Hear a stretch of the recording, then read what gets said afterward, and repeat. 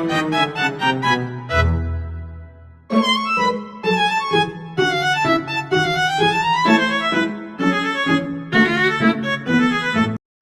itu teori? Teori adalah sekumpulan pernyataan umum yang saling berkaitan dan digunakan sebagai prinsip penjelasan untuk suatu kelompok kejadian.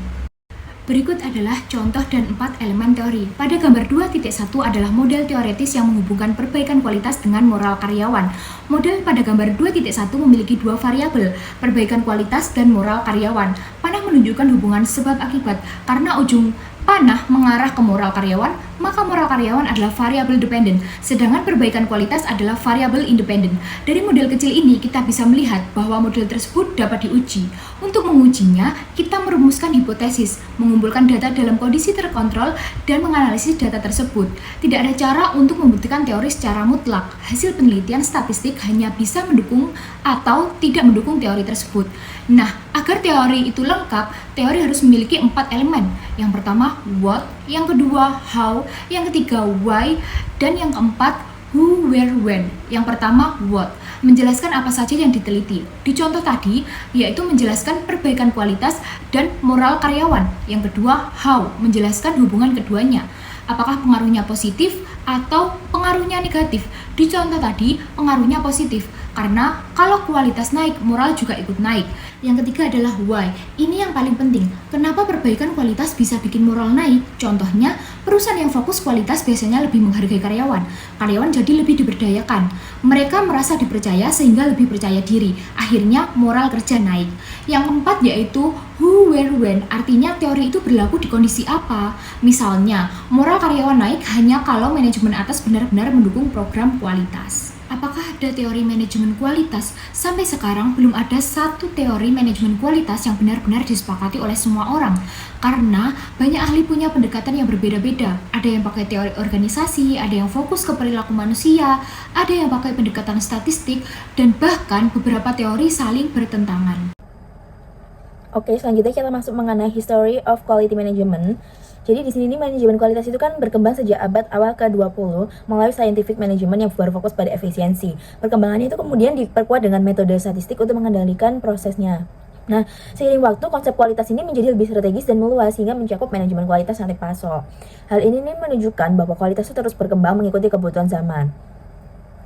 Oke, next, yaitu materi mengenai leading contributor to quality theory, yaitu Edward Deming. Jadi di sini aku membahas salah satu tokoh penting dalam teori manajemen kualitas, yaitu Edward Deming ini. Deming ini dikenal sebagai ahli manajemen kualitas yang punya pengaruh besar banget, terutama dalam membantu Jepang meningkatkan kualitas industrinya dan setelah Perang Dunia Keduanya. Yang menarik di sini tuh waktu produk Jepang mulai lebih unggul dibandingkan produk Amerika, banyak perusahaan di Amerika yang baru sadar kalau metode yang dipakai Jepang itu ternyata berasal dari Deming ini, yaitu justru orang Amerika sendiri.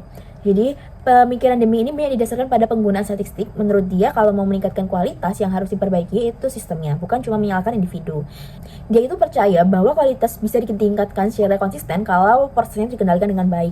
Selain itu, Deming ini juga menekankan konsep conditional never ending improvement, yaitu perbaikan yang dilakukan terus-menerus. Jadi kualitas ini bukan tentang tujuan yang sekali tercapai lalu selesai, tapi sebuah proses yang harus dikembangkan. Di sini Deming ini memiliki 14 points for management. Jadi aku akan membahas tentang 14 poin ini, yaitu yang dianut oleh Edward Deming. Jadi menurutnya itu masalah utama itu bukan pada pekerja, tetapi pada sistem yang dikelola oleh manajemen. Jadi poin pertamanya itu menekankan pentingnya komitmen jangka panjang atau constancy of purpose. Jadi artinya perusahaan itu harus serius dan konsisten dalam menjaga kualitasnya, bukan hanya menjalankan proses sesaatnya saja. Kemudian manajemen itu juga harus mengadopsi filosofi baru, siap berubah dan memahami bahwa konsumen itu sekarang menuntut kualitas yang tinggi pastinya. Deming ini juga mengatakan bahwa perusahaan itu tidak boleh hanya mengandalkan inspeksi di akhir proses, tetapi kualitas itu harus dibangun sejak awal sehingga setiap orang bertanggung jawab atas pekerjaannya. Selain itu memiliki supplier yang tidak boleh hanya berdasarkan harga yang termurah. Kemudian beberapa poin lainnya itu menekankan pentingnya untuk perbaikan sistem yang terus-menerus, yang pelatihan yang memadai, dan juga kepemimpinan yang mendukung hal tersebut, serta menghilangkan rasa takut di tempat kerja itu. Jadi ketika ia juga menolak slogan kosong dan target angka tanpa perbaikan sistem, karena itu hanya memberikan tekanan tanpa solusi yang nyata. Kemudian di poin terakhir itu Deming itu juga menegaskan bahwa transformasi kualitas itu adalah tanggung jawab semua orang dalam organisasi. Jadi kualitas itu bukan hanya satu departemen tetapi budaya bersama. Secara keseluruhan 14 poin ini menunjukkan bahwa peningkatan kualitas ini membutuhkan perubahan pola pikir, komitmen jangka panjang dan komitmen kepemimpinan yang kuat. Mari kita lanjut ke Leading Contributors to Quality Theory oleh Joseph M. Juret. Beliau adalah imigran asal Rumania yang lahir pada 1904 yang berperan besar sekali dalam perkembangan manajemen kualitas selama lebih dari setengah abad. Pendekatan beliau ini lebih strategis, berbasis dengan perencanaan dibandingkan Deming. Menurut beliau, masalah kualitas organisasi itu disebabkan oleh perencanaan yang tidak efektif. Selanjutnya ada The Juran Trilogy, yaitu ada planning, control, dan improvement, di mana pada planning sendiri itu adalah merancang produk atau jasa agar sesuai dengan kebutuhan pelanggan. Lalu ada control atau pengendalian, di mana menjaga proses tetap stabil, mencegah masalah semakin tambah parah. Kemudian ada improvement atau perbaikan kualitas, di mana melakukan peningkatan besar untuk breakdown, untuk mengurangi pemborosan. Selanjutnya ada control versus breakdown, di mana control sendiri itu menjaga konsistensi prosesnya, misal kayak karantina di atas ini. Sedangkan breakdown itu perubahan besar yang menghilangkan masalah yang tadi, misal vaksin yang diberikan setelah karantina. Project by project improvement, yaitu perbaikan dilakukan melalui proyek terencana dengan prioritas berdasarkan return finansial. Nah, bisa kita lihat di segitiga di bawah ini, kalau yang atas yaitu manajemen berbicara dengan bahasa uang, mereka tuh ingin tahu apakah suatu proyek itu memberi keuntungan atau enggak. Nah, untuk yang bawah, pekerja atau analis berbicara dengan bahasa benda, yaitu mereka tuh fokus pada detail teknis, proses, dan hal-hal nyata yang ada di lapangan. Sehingga bisa kita bentuk kesimpulan bahwa agar proyek kualitas bisa diprioritaskan, bahasa teknis harus diterjemahkan ke bahasa uang. Artinya apa? Artinya ide teknis itu harus dikaitkan dengan dampak finansial supaya manajemen mau mendukung.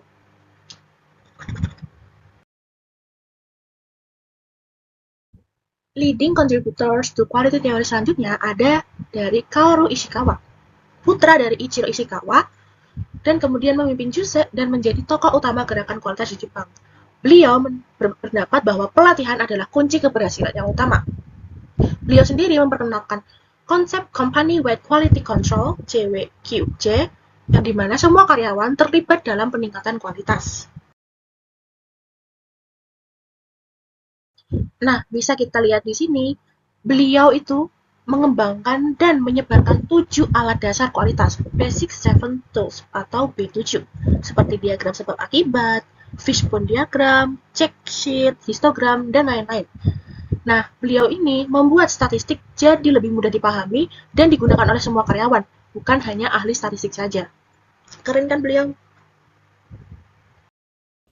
Baik, selanjutnya aku akan membahas 3 bagian, yaitu Philip Crosby, Genichi Taguchi, dan beberapa kontributor lain dalam teori kualitas. Nah, ketiganya ini memiliki pendekatan yang berbeda dalam melihat dan meningkatkan kualitas.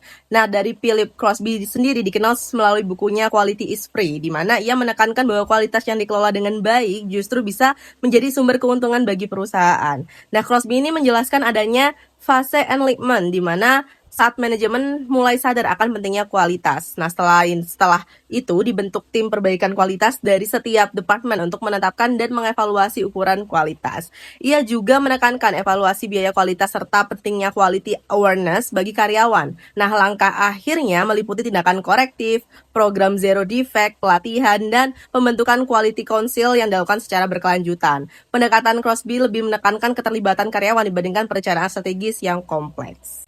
Nah, yang kedua, Geni Taguchi memiliki pandangan berbeda tentang kualitas, di mana jika definisi tradisional menyebut kualitas sebagai kesesuaian terhadap spesifikasi, Taguchi ini menekankan bahwa kualitas harus tepat pada nilai target ideal. Nah, ia memperkenalkan konsep quality loss function yang menyatakan bahwa setiap penyimpangan dari nilai target akan menimbulkan kerugian bagi masyarakat, meskipun masih dalam batas spesifikasi. Nah, Taguchi ini juga memperkenalkan robust design, yaitu perancangan produk dan jasa agar secara inherent bebas cacat melalui konsep desain, parameter desain, dan tolerance desain.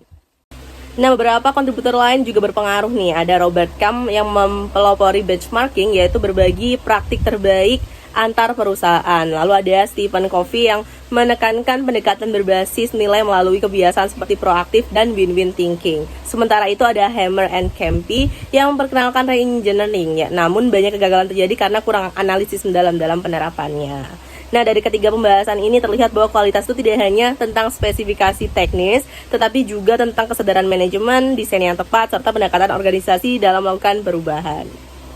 Sekian materi dari kelompok kami, terima kasih. Reaco adalah perusahaan pembuat komponen presisi untuk industri dirgantara dan pertahanan di Texas. Perusahaan ini sempat mengalami masalah serius, 50% pengiriman terlambat, banyak keluhan soal kualitas produk, jadwal produksi berantakan, dan kapasitas produksi bermasalah. Ditambah lagi, pelanggan mereka makin sedikit karena pemotongan anggaran pertahanan dan kebijakan pengurangan jumlah pemasok.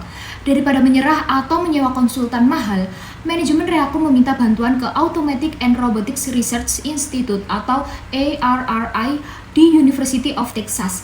ARRI ini membantu Reaco menyusun visi, mengevaluasi kekuatan dan kelemahan perusahaan, serta mencari akar masalah. Salah satu hal positif yang ditemukan adalah sikap karyawan yang tetap semangat meski kondisi perusahaan lagi sulit. Reaco dan ARRI ini lalu bekerja bareng menyusun Enterprise Excellence Plan sebagai panduan perbaikan. Beberapa perubahan besar yang dilakukan antara lain cellular manufacturing atau mengelompokkan proses produksi supaya alur kerja lebih lancar. Yang kedua, just in time untuk mengontrol persediaan. Dan yang ketiga, total quality management. Dan yang terakhir yaitu pemberdayaan karyawan. Hasil alur produksi jadi jauh lebih cepat dan efisien. Bahkan ada komponen yang sebelumnya butuh 40 jam untuk dibuat, setelah perbaikan cuma butuh 2 jam. Kapasitas produksi naik sampai 300%. Hubungan dengan pelanggan membaik dan perusahaan kembali untung. Oke, di sini saya akan menjelaskan mengenai case nomor 1, yaitu banyak perusahaan itu gagal dalam upaya mereka untuk meningkatkan kualitas tanpa pernah meminta nasihat. Nah, menurut pendapat Anda, apa saja sih beberapa alasan yang menghambat perusahaan untuk meminta nasihat tepat waktu? Jika Anda seseorang manajer di Reaco, apakah Anda akan menerima lembaga seperti RI ini? Nah, kalau menurut saya, karena banyak perusahaan yang gagal meningkatkan kualitas itu karena gengsi, kadang manajemen itu merasa kalau meminta bantuan dari luar, berarti itu mereka tidak mampu. Ada juga yang berpikir masalahnya masih bisa diselesaikan sendiri, ataupun takut mengeluarkan biaya tambahan. Padahal seringkali masalah kualitas itu bukan sekedar masalah kecil, tapi sudah menyangkut sistem secara keseluruhan. Kalau melihat kasus Reaco ini, kondisinya itu sudah cukup serius. Mereka itu terlambat mengirim hingga 50%, menerima banyak keluhan terkait kualitasnya, dan jumlah pelanggan yang juga mulai berkurang. Jadi menurut saya di situ sudah terlihat bahwa masalahnya bukan hanya teknis, tetapi memang membutuhkan perbaikan sistem yang menyeluruh. Jadi jika saya menjadi manajer di Reaco ini, saya akan mencari bantuan seperti di hari ini.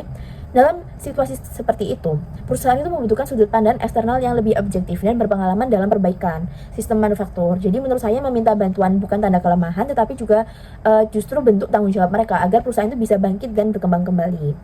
Oke, next akan dilanjutkan oleh rekan saya. Selanjutnya, pertanyaan nomor 2, diskusikan rekomendasi ARRI kepada Reaco. Bagaimana rekomendasi ini membantu Reaco meningkatkan kualitas produknya?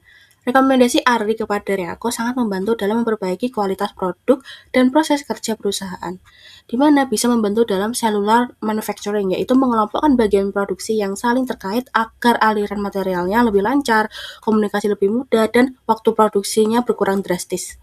Selanjutnya ada just-in-time inventory control, yaitu mengatur persediaan agar tidak menumpuk dan hanya tersedia saat dibutuhkan sehingga mengurangi biaya penyimpanan dan meningkatkan efisiensi. Lalu ada total quality management, yaitu mendorong fokus pada kualitas di setiap tahap produksi, bukan hanya di akhir, sehingga hasil produknya lebih konsisten dan sesuai standar pelanggan. Lalu yang selanjutnya, employee empowerment, memberikan wewenang dan tanggung jawab lebih besar kepada karyawan agar mereka lebih aktif terlibat dalam perbaikan kualitas, meningkatkan motivasi, dan rasa kepemilikan terhadap hasil kerja. Sehingga dampaknya ini, efisiensinya meningkat karena aliran materialnya lebih cepat dan waktu produksi berkurang. Kapasitas produksi naik hingga 300%, kualitas produk lebih terjamin, sehingga hubungannya dengan pelanggan lebih baik, dan karyawan menjadi lebih bersemangat serta aktif dalam perbaikan berkelanjutan. Baik, selanjutnya kami akan menjawab pertanyaan ketiga dari case Reaco, di mana pertanyaannya adalah, apakah sikap positif karyawan Reaco meskipun perusahaan sedang mengalami kesulitan berkontribusi terhadap kemampuan ARRI dalam memberikan saran dan membantu proses perbaikan? Nah, kalau kita hubungkan dengan materi TM kali ini tentang manajemen kualitas dan perbaikan berkelanjutan, kita belajar bahwa keberhasilan implementasi kualitas tidak hanya bergantung pada sistem atau metode seperti TQM dan juga GIT, tetapi juga pada faktor manusia dan budaya organisasi. Nah, perubahan kualitas itu membutuhkan keterlibatan seluruh anggota organisasi, bukan hanya dari manajemennya saja. Dan berdasarkan kasus tersebut, kami percaya bahwa sikap positif karyawan Reaco ini sangat berkontribusi terhadap keberhasilan ARRI dalam memberikan saran dan melakukan perbaikan. Meskipun perusahaan menghadapi berbagai masalah seperti keterlambatan pengiriman, keluhan kualitas, dan masalah kapasitas produksi, karyawan itu tetap menunjukkan sikap terbuka dan tidak resistif terhadap perubahan. Nah, hal ini memudahkan ARRI itu untuk bekerja sama dengan manajemen dan karyawan lini depan dalam mengidentifikasi masalah serta merancang solusi. Dan selain itu, sikap positif tersebut itu juga mendukung implementasi berbagai inisiatif baru seperti cellular manufacturing, just in time, total quality management, dan juga employee empowerment. Nah, tanpa program-program tersebut kemungkinan besar akan sulit diterapkan secara efektif tanpa keterlibatan aktif dari karyawan. Nah, jadi kami menyimpulkan bahwa budaya kerja yang positif itu juga menjadi fondasi penting dalam keberhasilan transformasi di kualitas di Reko ini. Terima kasih.